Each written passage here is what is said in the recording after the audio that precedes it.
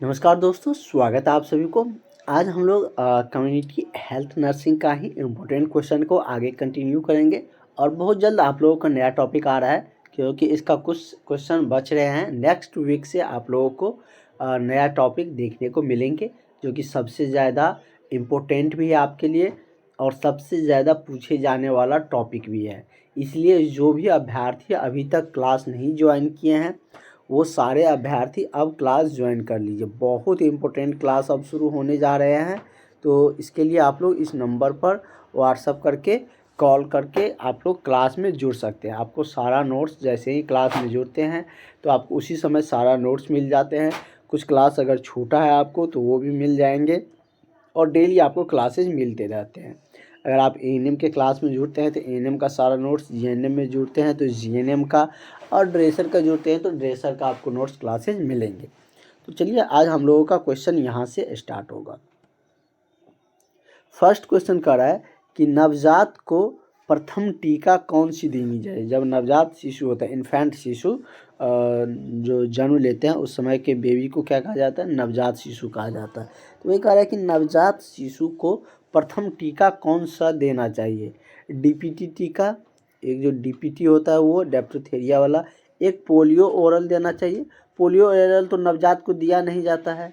अब तो ऐसा होता नहीं कि जन्म लिया और पोलियो ड्रॉप देना शुरू कर दिया, तो ये भी गलत हो गया। बीसीजी टीका, तो नवजात के समय में बीसीजी टीका ही दिया जाता है। कौन सा टीका? तो बीसीजी टीका। और नए टॉपिक में बीसीजी टीका और डीपीटी टीका दोनों के बारे में डिटेल्स में हम लोग चर्चा करेंगे। नए टॉपिक में वहाँ पर इस पर डिटेल्स में क्वेश्चन आएंगे, तो उस टॉपिक में वहाँ पर हम लोग डिटेल्स में चर्चा भी करेंगे। तो नेक्स्ट क्वेश्चन हम लोग देखते हैं। तो इसका करेक्ट आंसर आपका ऑप्शन नंबर सी हो जाएगा। अगला क्वेश्चन हमारा है, अगला क्वेश्चन कह रहा है कि 5 रोगों से बचाव के लिए कौन सा टीका निकाला है। मतलब कि 5 रोगों से बचाव के लिए कौन सा टीका निकला है, मतलब कि इसमें से कौन सा टीका है जो 5 रोगों से बचाव करता है। तो नाम से ही भी क्लियर है, नाम से भी इसका ऑप्शन से हम सिलेक्ट कर सकते हैं। जैसे डीपीटी है, ये 3 रोगों में काम आता है। डीपीटी, इसके बारे में डिटेल जब पढ़ेंगे तो वहाँ पर समझ में आ जाएगा।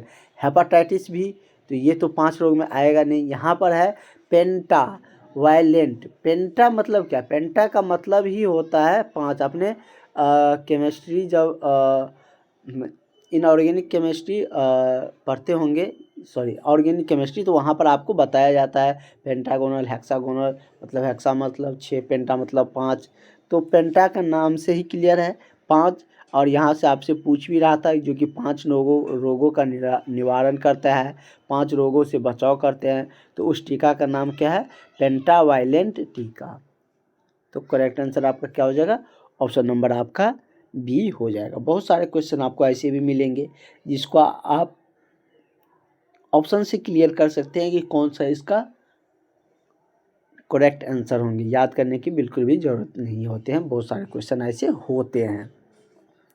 तो वो सब क्वेश्चन आपको ईजी में काउंट आते हैं, और ईजी जितने भी क्वेश्चन आते हैं वो सारे क्वेश्चन आपको आते रहना चाहिए, क्योंकि अगर ईजी क्वेश्चन आप मिस करते हैं तो आप कहीं ना कहीं जो सिलेक्शन के दौर है उससे बाहर हो जाते हैं। अगला क्वेश्चन हमारा है, अगला क्वेश्चन क्या कह रहा है कि नगर पालिका के मुख्य अधिकारी को क्या कहा जाता है। कह रहा है कि नगर पालिका के जो मुख्य अधिकारी होता है उसे क्या कहा जाता है? मेयर या नगर पालिका पदाधिकारी, मुख्य कार्यकारी अधिकारी, या इनमें से कोई नहीं। तो नगर पालिका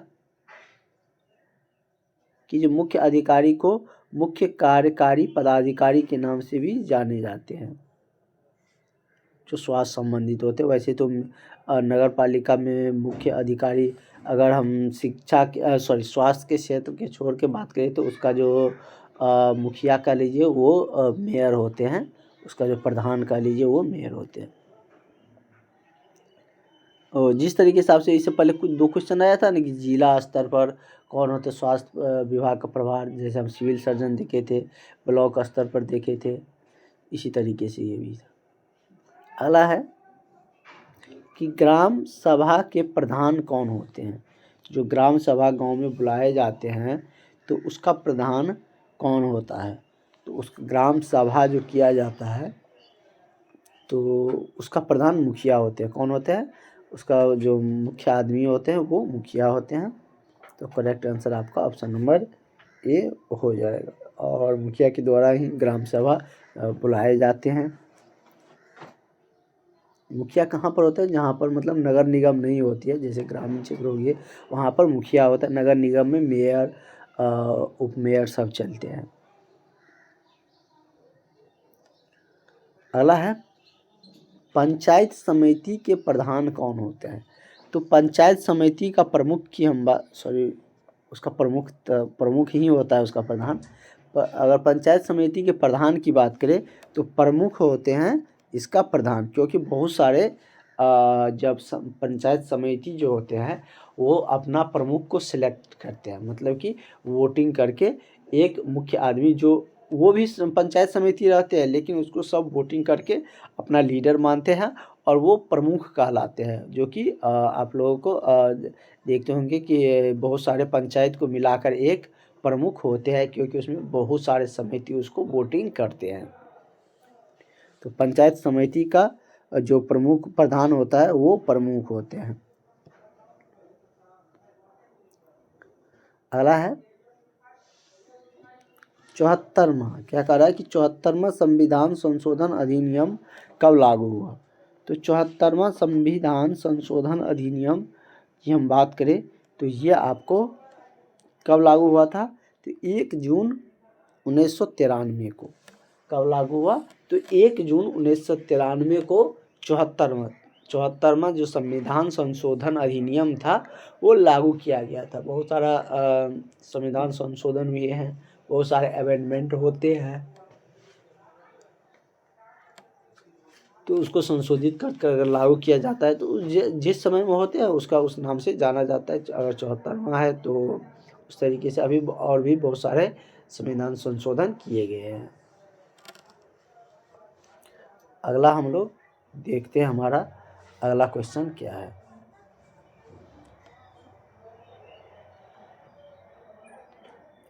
अगला क्वेश्चन हमारा कह रहा है कि जन स्वास्थ्य रक्षक कितनी आबादी पर होती है। जो जन स्वास्थ्य रक्षक होता है VHG वो कितनी आबादी पर बनते हैं।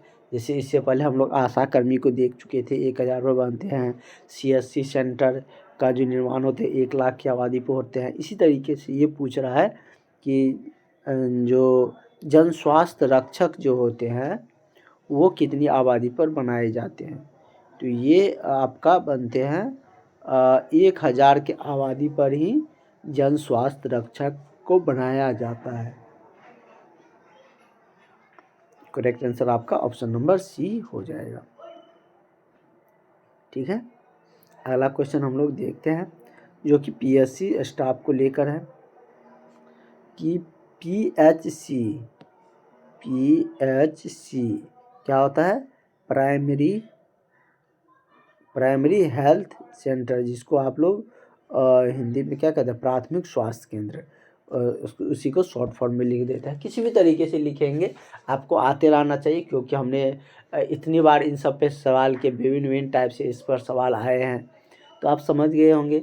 PSC लिखे, CSC लिखे या उसका पूरा नाम लिखे हिंदी में या इंग्लिश में, किसी भी तरीके से पूछ सकता है, तो आपको अब दिक्कत नहीं होनी चाहिए। अगर PSC आए तो समझ जाइए कि प्राइमरी हेल्थ सेंटर मतलब कि प्राथमिक स्वास्थ्य केंद्र के बारे में पूछा जा रहा है। और 4 प्राथमिक स्वास्थ्य केंद्र को मिलाकर एक CSC सेंटर बनते हैं, जो कि हमने कल के क्लास में ही देखे थे। इसलिए हम बार बार आप सबको कहते हैं कि अगर आप क्लास में जुड़ते हैं, क्लास में अगर हम आपको ज्वाइन करते हैं तो आपके पास वो ग्रुप के जरिए वो सारे क्लासेज रहेंगे।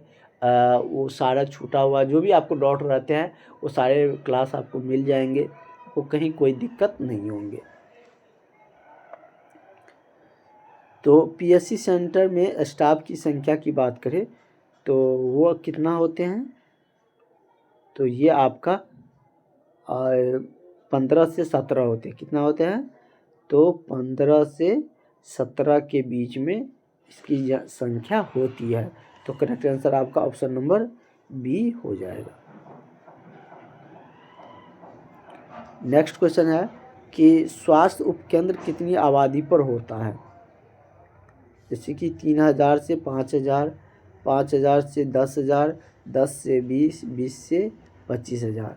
तो स्वास्थ्य उपकेंद्र के बारे में पूछ रहा है। तो स्वास्थ्य उपकेंद्र जो बनाए जाते हैं वह आपका 30 से 50,000 के बीच में बनाए जाते हैं। कितना? तो 30 से 50,000 के बीच में एक स्वास्थ्य उपकेंद्र का निर्माण किया जाता है। तो करेक्ट आंसर आपका ऑप्शन नंबर क्या हो जाएगा? आपका ए सही हो जाएगा। अगला क्वेश्चन हम लोग देखते हैं। अगला क्वेश्चन है कि दो बच्चों के बीच समय अंतराल कितनी होनी चाहिए। कह रहा है कि दो बच्चों के बीच समय अंतराल कितनी होनी चाहिए। 1 वर्ष, 3 वर्ष, 5 वर्ष या 8 वर्ष। तो दो बच्चों के बीच जो समय अंतराल है वो आपका 3 वर्ष का होना चाहिए। कितना? 3 वर्ष का। और ये समय अंतराल मेंटेन कैसे होंगे तो उस पर भी क्वेश्चन है। अगला क्वेश्चन हमारा उसी पे है कि दो बच्चों के समय अंतराल के लिए बेहतर साधन क्या है। अब दो बच्चों के बीच का जो समय अंतराल है तो हम लोग देख लीजिए कि दो बच्चों के बीच का समय अंतराल 3 वर्ष होना चाहिए। लेकिन वो समय अंतराल मेंटेन कैसे किया जाएगा, उसके लिए बेहतर साधन क्या है, ये आपको नेक्स्ट क्वेश्चन में पूछ रहा है। ओरल पिल्स के माध्यम से या एमटीपी के द्वारा या कॉपर टी लगाकर या इनमें से कोई नहीं।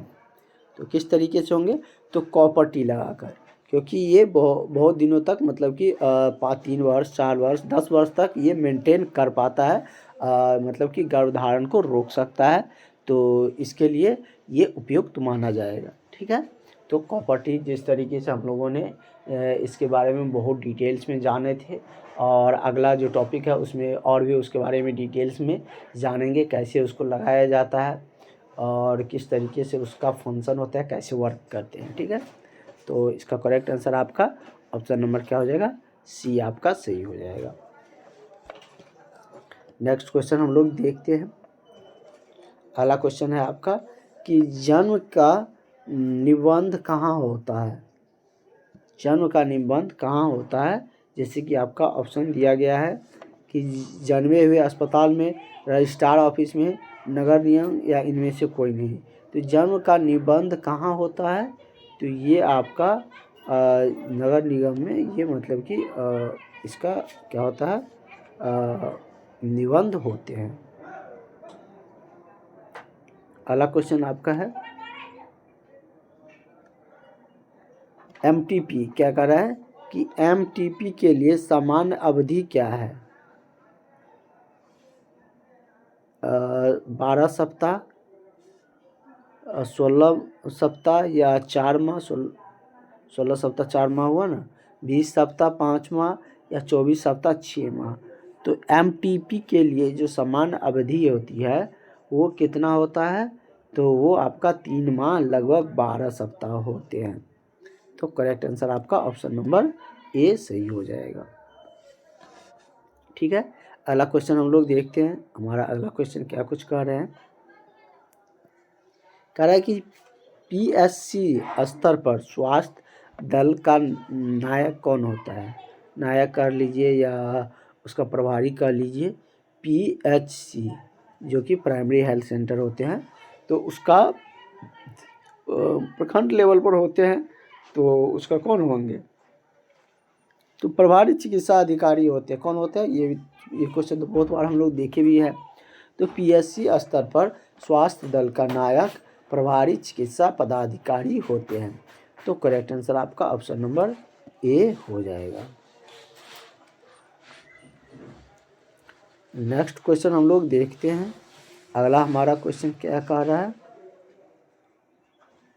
अगला क्वेश्चन है कि मेडिकल कॉलेज अस्पताल में नर्सिंग सेवा के मुख्य अधिकारी कौन होता है। कह रहे हैं कि मेडिकल कॉलेज अस्पतालों में नर्सिंग सेवा के मुख्य अधिकारी कौन है।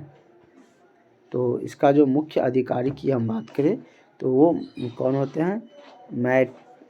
ट्रेन होता है, कौन होता है, मैट्रन। तो करेक्ट आंसर आपका ऑप्शन नंबर सी सही हो जाएगा। अगला है कि वार्ड में नर्सिंग के प्रभारी कौन होते हैं।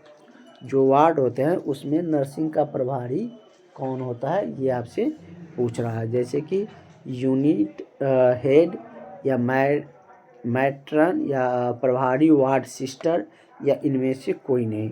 तो एक वार्ड में जो प्रभारी वार्ड में जो नर्सिंग का प्रभारी होती है वो आपका कौन होता है, तो वो वार्ड प्रभारी सिस्टर जो होते हैं वो वहाँ का हेड माना जाता है, वहाँ का हेड होता है। तो इस तरीके से इतने सारे क्वेश्चन हम लोग कर लिए। इसका करेक्ट आंसर आपका ऑप्शन नंबर सी हो जाएगा। नेक्स्ट क्वेश्चन हम लोग देख लेते हैं, जो कि फिर से आया है कॉपर टी को लेकर ही। कॉपर टी कितने वर्ष में बदल देना चाहिए, वो डिपेंड करता है किस तरीके से, मतलब किस मेटल का कॉपर टी लगाया गया है उतने वर्षों में, मतलब। और वैसे एवरेज देखा जाए तो कॉपर टी का यदि हम बात करें तो वो कितने वर्ष में बदला जाता है, तो ये आपका लगभग 3 वर्षों में बदला जाता है।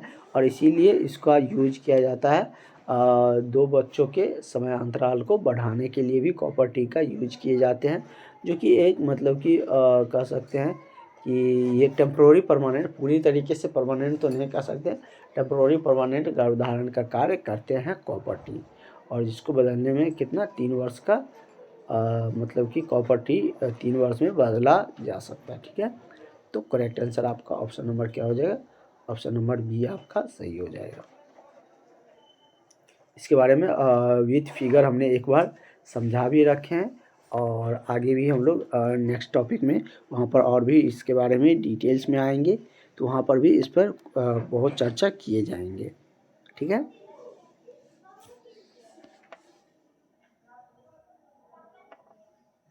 कह रहा है कि प्रसव उपरांत माँ के प्रथम दूध को क्या कहा जाता है, फेनोस कोलेस्ट्रम या पीला दूध। तो प्रसव के उपरांत माँ का जो पहला दूध होते हैं उसको कहा जाता है कोलेस्ट्रम। क्या कहा जाता है, कोलेस्ट्रम कहा जाता है। तो करेक्ट आंसर आपका क्या हो जाएगा, ऑप्शन नंबर आपका बी हो जाएगा। और ये आप लोग पहले भी जानते होंगे। ठीक है, इससे पहले भी आप लोग जानते होंगे, जो कि उसको माँ जब दूध पिलाते हैं तो उसको स्तनपान से जाना जाता है। स्तनपान दिवस कब मनाया जाता है उस पर भी आप लोगों को क्वेश्चन आएंगे। ठीक है, कुछ अगले क्लास सब में आ जाएगा उस पर भी क्वेश्चन। हालांकि लाल क्रॉस, रेड क्रॉस किसका संकेत है। जैसे रेड क्रॉस ऐसे बना रहता है ना, ऐसे बना रहता है, इस तरीके से आप लोग बहुत सारे देखते होंगे। तो ये रेड क्रॉस किसका मतलब कि संकेत होता है, ये आपसे पूछ रहा है। तो ये तो सब जानते होंगे कि ये आपका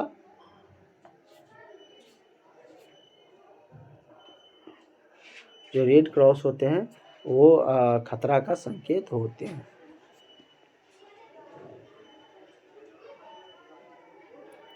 अगला है क्षेत्र में परिचारिका के काम करने का आधार क्या होता है, ग्रामीण के इच्छा अनुसार या कार्य योजना अनुसार या इच्छा अनुसार। तो किस आधार पर क्षेत्र में परिचारिका अपना कार्य करते हैं, तो ये आपका कार्य योजना के अनुसार करते हैं। किसके अनुसार, तो योजना के अनुसार ये अपना कार्य संपन्न करते हैं। तो करेक्ट आंसर आपका ऑप्शन नंबर बी हो जाएगा। ठीक है, तो यहाँ तक भी हम लोग क्वेश्चन कर लिए। अगला क्वेश्चन है कि परिचारिका का उजला जो यूनिफॉर्म क्यों रहता है, जो परिचारिका होता है उसका वाइट यूनिफॉर्म क्यों दिया जाता है, सुंदरता हेतु या स्मार्टनेस हेतु या गंदी चीज़ों के दृष्टिगोचर हेतु या इनमें से कोई नहीं। तो किस लिए दिए जाते हैं, तो ये गंदी चीज़ों के दृष्टिगोचर हेतु दिए जाते हैं। ठीक है, तो इसका मतलब कि अगर कोई गंदी चीज़ उस पर दबा या कुछ लग गया तो तुरंत उसे पता चलेगा, उसे साफ़ कर सकते हैं, या उसको मतलब कि सफाई और और भी जो चीज़ें हैं वो कर सकते हैं। अगर उसके जगह पे दूसरा कलर का दिया जाए तो उस पर उतना जो गंदी चीज़ों का दृष्टिगोचर है वो नहीं हो पाएगा। इस रीज़न से दिया जाता है, न कि सुंदरता के लिए, न कि स्मार्टनेस के लिए। ठीक है। थीन एवं थिक स्लाइड किस रोग के जांच के लिए बनता है? कह रहा है थीन एवं थिक का जो स्लाइड है किस रोग के जांच के लिए बनता है? फलेरिया, मलेरिया, कालाजार। तो ये किसके लिए बनते हैं? तो ये आपका बनता है मलेरिया के लिए। थीन एवं थिक स्लाइड बना का जो जांच का जो मतलब कि स्लाइड रोग के जांच के लिए बनाए जाते हैं। मलेरिया कैसे फैलते हैं, कालाजार कैसे होते हैं, किस सैंड फ्लाई या किसके काटने से, या एनाफिलीज मच्छर के काटने से क्या होते हैं, ये सब हमने आपको बता रखे हैं। अगर जिसको पता होंगे वो कमेंट सेक्शन में बताइएगा बहुत डिटेल्स में। डेंगू के काटने से मतलब कि डेंगू किस मच्छर के काटने से होता है, मलेरिया किसके काटने से होता है, कालाजार किसके काटने से होता है, फिलेरिया किसके काटने से होता है, ये सब हमने प्रीवियस क्वेश्चन में बता रखे हैं। जिसको याद होंगे वो कमेंट्स में ज़रूर बताइएगा। Thank you. और भी आगे की जो भी क्लासेज है वो आपको कंटिन्यू चलते रहेंगे।